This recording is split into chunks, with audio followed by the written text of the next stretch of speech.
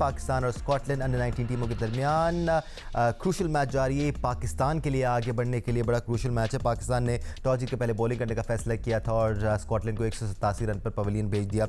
इस तरह पाकिस्तान को इस मैच को जीतने के लिए 188 रन दरकार होंगे। Let's hope our batting order does better today as compare to what they did in the previous match, क्योंकि पाकिस्तान को पिछले मैच में शिकस्त हुई थी और पाकिस्तानी बैटिंग लाइन में 210 रन का हदफ चेज नहीं कर पाई थी। सिकंदर बख्त हमारे साथ मौजूद हैं along with the other two experts. Siku भाई आपकी तरफ आऊँगा, बॉलिंग पर ज़रा आपका मैं पॉइंट ऑफ व्यू शामिल कर लूँ। सिकू भाई, वंस अगेन अच्छी बॉलिंग परफॉर्मेंस थी आपकी, बट राशिद भाई की बात भी सही है कि अगर आपने अच्छी बॉलिंग की होती तो 150 से ऊपर नहीं बनाने देते आप। क्या इसमें थोड़ा सा बॉलर्स को यूटिलाइज करने का मसला आ गया? बिकॉज 29वें ओवर तक हमने 6 विकेट्स हासिल कर ली थी, उसके बाद तकरीबन 65 रन की पार्टनरशिप लगी है। डिस्ट्रीब्यूशन किस किस्म की हुई है ये मैं कह नहीं सकता, इसलिए कि मैं किसी और प्रोग्राम में लगा हुआ था तो मैंने पूरे बैठ के देखा नहीं है। तो बॉल टू बॉल नहीं मैच में भी यही तो पिछले मैच में भी इसी तरह के कुछ इश्यूज थे कि जैसे मैंने कहा था ना कि पिच के शुरू होते ही मुझे महसूस हुआ था कि यहाँ स्पिनर्स आ जाने चाहिए। तो इनिशियली जब जो पहला पावर प्ले चल रहा था उसमें स्पिनर आ सकता था, उन्होंने आकर बैट्समैनों को तंग भी किया है। तो कप्तानी का मैं कह नहीं सकता, फरहान ने बैटिंग तो बहुत अच्छी की थी मगर कप्तानी में हो सकता है उसमें कुछ इशू आ रहे हो। मगर 188 इतना बड़ा स्कोर नहीं है। जो मुझे डर लगता है, जो मैं हमेशा बात करता हूँ, वो ये है कि अगर आप एक प्लेयर पे डिपेंड करते हैं। इनिशियली जब आप प्रोग्राम शुरू किया तो आपने मिनास का जिक्र किया कि समीर मिनास, तो हर चीज आप उसके ऊपर ना डालें ना, तो वो प्रॉब्लम हो जाती है। जब वो एक लड़का फेल होता है तो सब गिर जाते हैं।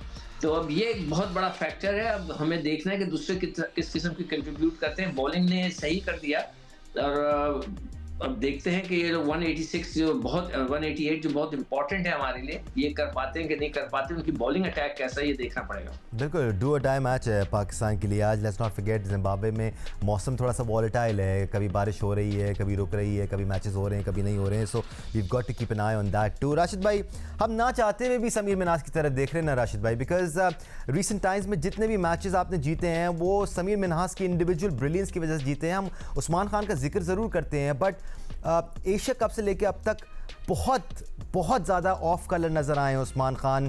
पेस नहीं कर पाते अपनी इनिंग्स को, बिल्ड नहीं कर पाते अपनी इनिंग्स को, फंसे हुए नज़र आते हैं। और उसके अलावा और भी कोई बैट्समैन ऐसा है नहीं जो आपके लिए हाथ उठाए और कहे कि जी मैं अपनी टीम के लिए खड़ा हूँगा। हाँ, पिछले मैच में फरहान यूसुफ ने 65 रन ज़रूर बनाए थे, बट सिग्निफिकेंस नहीं थी उसकी because we lost the match.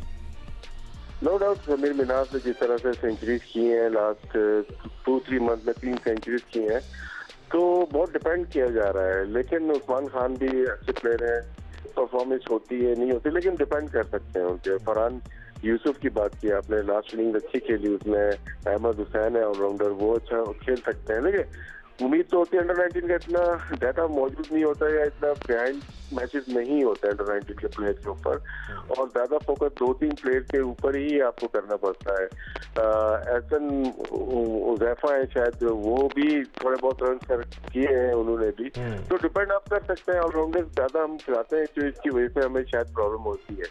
लेकिन फिर भी यही बात है कि आज के मैच की जो बात है बहुत इम्पोर्टेंट है इस मैच की, और समीर करे या उस्मान, हमें मैच जीतना है।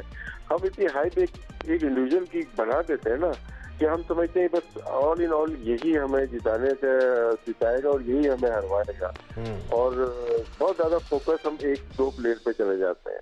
लेकिन हमें फोकस दूसरे प्लेयर पे भी करना चाहिए, और मैनेजमेंट कर रही होगी, उस पर काम कर रही होगी, कर रहे होंगे कि मिडिल ऑर्डर भी रन करेंगे।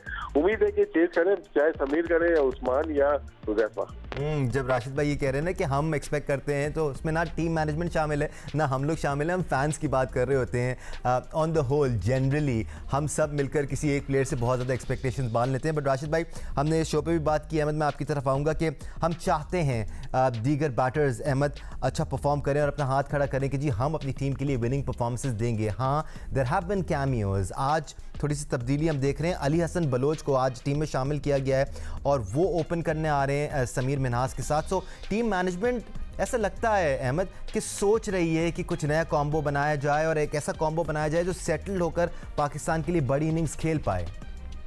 दानिश भाई, ये कॉम्बो जो है ना, ये पहले बनते हैं यार। ये पाकिस्तान की कॉम्बिनेशन है जो टूर्नामेंट के अंदर बन जाते हैं। हमें तो यही समझ नहीं आती कि एक मैच आपने, अब आपका जो ओपनर है ये बच्चों को तो पैगाम या गेम स्टाइल जो है मैनेजमेंट बताती है, राइट? क्योंकि जब कोई टूर्नामेंट जीत जाते हैं तो मैनेजमेंट की वाह-वाह हो रही होती है, प्लेयर का तो किसी का एक आधे के अलावा नाम भी नहीं लिया, राइट? तो उसके बाद आपने ये नोट किया होगा कि अच्छा खासा मॉइस्चर था, स्विंग बाउंस था इंग्लैंड के खिलाफ। आपके जो ओपनर आए थे वो पहले ओवर में टांग खोल के हिट मारने जा रहे थे। तो ये कहाँ से जो है ना ये चीजें आई थी? और उसके बाद जो है ना, क्या अगर वो इसी तरह ही खेलते थे तो क्या इन्होंने पहले कोई चीज डिसाइड करके नहीं रखी हुई थी कि यार हमारा ये कॉम्बिनेशन होगा, हम इसके साथ जाएंगे? आप जब टूर्नामेंट के आप अंदर चले गए, आप पहला मैच हार के ही पैनिक बटन आपने दबा दिया, आपने वो कॉम्बिनेशन तोड़ दिया है, तो यही कहाँ पे होता है? ये अहमद, सिर्फ आपको, हाँ जी, मैं थोड़ा सा इंटरवीन कर सकता हूँ?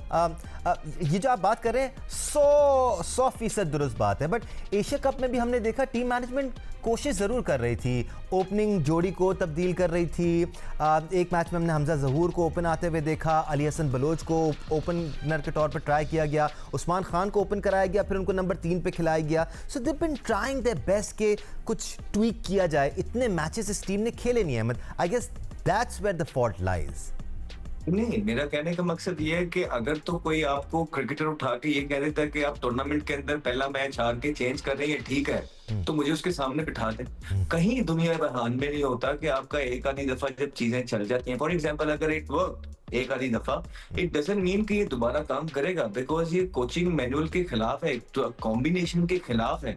क्यों फिर ये कहा जाता है कि अपनी प्रेपरेशन 1 साल या 6 महीने पहले से स्टार्ट हो जानी चाहिए? अगर टूर्नामेंट के अंदर ही आपने ट्वीक्स करने हैं जाके, तो फिर तो ये होना ही नहीं चाहिए कि प्रेपरेशन या कॉम्बिनेशन तैयार हो। प्लेयर की भी तो सोचे ना, कि उस प्लेयर पे क्या गुजरेगी जिसको आप एक मैच के बाद बाहर कर रहे हैं, बिल्कुल। फिर उस प्लेयर पे क्या होगी जिसको आप लेके आएंगे, कितनी क्लैरिटी उसके पास मौजूद होगी, कितना प्रेशर के अंदर वो होगा। आपने तो इतने बड़े इवेंट के अंदर लोगों को प्रेशर में नहीं डालना है, जितना हो सके प्रेशर से बाहर करना है। तो ये एक मैच जीत के हार के जब आप ट्वीक स्टार्ट करते हैं, टीम के अंदर तब्दीलियां स्टार्ट करते हैं, तो उससे प्लेयर के रिदम में, प्लेयर के कॉन्फिडेंस में, प्लेयर अंडर प्रेशर खेलता है और इसका सारा इफेक्ट जो है टीम पे पड़ता है। So I don't think it's a correct way जिस तरह सरफराज की टीम मैनेजमेंट जो है इसको लेके चल रही है। Hopefully it works, but coaching manual के या एक टीम प्रेपरेशन के ये चीज बिल्कुल अगेंस्ट है कि आप टूर्नामेंट का एक मैच हार के पैनिक बटन ऑन कर दें और फिर ड्रेसिंग रूम से, फिर जब डग आउट से जब आवाजें भी आ रही होती है ना, ये चीजें बड़ा मैटर करती हैं। जब तक आप जीत रहे होते हैं तब तक ये आवाजें अच्छी लग रही होती हैं, जैसे ही अंडर प्रेशर आपकी ये फिर आवाजें आती हैं, तो प्लेयर, जिस तरह परसों मैंने आपको एक स्टोरी बताई थी कि एक आवाज आई वो मुझे आउट करवा गई, हालांकि मेरे बारे में ये कहा जाता है कि 8 कमबैक्स है और मेंटली बड़ा स्ट्रांग हूँ, ठीक। तो जब मेरे जैसे प्लेयर को मेंटली स्ट्रांग, जो स्ट्रीट स्मार्ट प्लेयर है, उसको हिला के रख गई, तो बाहर से आवाजें, ये चीजें, ये चेंजिंग, ये फर्क पड़ता है। और अल्लाह करे कि पाकिस्तान को जो है ना इस अंडर 19 वर्ल्ड कप में इस चीज का फर्क ना पड़े, लेकिन अभी तक सो फार जो पहला मैच जिस तरह खेला आके, बॉलिंग फिर भी चलो ठीक हो गई, ठीक है। कप्तानी के अंदर we can always talk about कि अगर मैनेजमेंट से मैसेज आ जाता और उस टाइम पे फास्ट बॉलर लग जाते, जिस टाइम जो है ना स्पिनर बॉलिंग कर रहे थे और 1-2 विकेटें वहां मिल जाती, तो शायद इतना स्कोर ना होता। इसी तरह जिस तरह राशिद भाई ने कहा है कि आज भी 150 के नीचे नीचे इस टीम को पकड़ लेना चाहिए था। और कंडीशन जिस तरह की यहाँ पे होती है जिम्बाब्वे के अंदर, जब आप 180-90 चेस कर रहे होते हो, स्कोर बोर्ड लगा होता है, पिच मुश्किल होते हैं, तो यहाँ पे इतना एक्सपीरियंस भी नहीं होता कि वो कंडीशन को कोप कर सके। और वहां पे एकदम जब प्रेशर में आते हो तो नर्व्स रह जाती हैं। सो कहने का मकसद ये है कि बच्चों के लिए आसानी पैदा करनी है, ना कि मुश्किलात पैदा करें, क्योंकि आपके पास इतना एक्सपीरियंस है यार, क्या बात कर